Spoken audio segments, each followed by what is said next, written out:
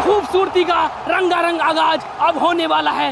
Trump ने आज कहा कि जब हिंदुस्तान पाकिस्तान का युद्ध हो रहा था, मैंने फोन उठाया और नरेंद्र मोदी से कहा इसको 24 घंटे के अंदर बंद कर, और नरेंद्र मोदी ने 24 घंटे में नहीं 5 घंटे में सारा का सारा रोक दिया। आप मेरे जमीर को चोट पहुंचा रहे हैं। तो भैया सुना, एक बार फिर मोदी जी सीज फायर को लेकर लपेटे में आ गए, क्योंकि अब की बार एक्स्ट्रा टू भी खुलासा हुआ है। यानी ट्रंप ने इन्हें फोन करके 24 घंटे में युद्ध रोकने के लिए बोला था और इन्होंने सिर्फ 5 घंटे में ही रोक दिया। तब तो लल्लन भैया मोदी जी को सीज फायर तोड़कर फिर से युद्ध का बिगुल बजा देना चाहिए, क्योंकि एक तो ऑपरेशन सिंदूर में काम हुआ था आधा, ऊपर से बेइज्जती हो रही है हद से ज्यादा। यानी लल्लन भैया मोदी जी की इतनी खिल्ली तो अयोध्या में चुनाव हारने के बाद भी नहीं उड़ी थी, जितना कि सीज फायर को लेकर उनके परम मित्र ने उड़ा रखा है। बताओ, विपक्षी नरेंद्र सरेंडर कहकर चिढ़ा रहे हैं, देशवासी डरपोक कहकर मजाक उड़ा रहे हैं, और वोट चोरी का कलंक लगा है ऊपर से। ये बिल्कुल सही कहा आपने। अब मोदी जी को तुरंत दिखाना चाहिए लाल आंख फुलाकर 56 इंच का सीना, वरना अमृत काल में विपक्षी कर देंगे मुश्किल जीना। गजब बेइज्जती है।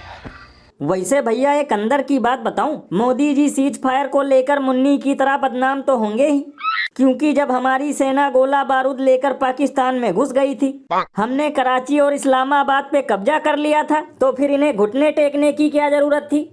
लल्लन भैया इसीलिए तो लोग घनघोर बेइज्जती करते हुए ये कहते हैं कि जिसकी दाढ़ी देखकर डर जाता है पाकिस्तान, ट्रंप के कहते ही वो बन गया चींटी के समान। और अभी तो रुको, क्लाइमैक्स अभी बाकी है। लेकिन यहाँ आपको ये बात पता होनी चाहिए कि अमेरिका भारत पर जितना टैरिफ बढ़ाएगा उतनी ही महंगाई अमेरिका में बढ़ेगी। A few moments later.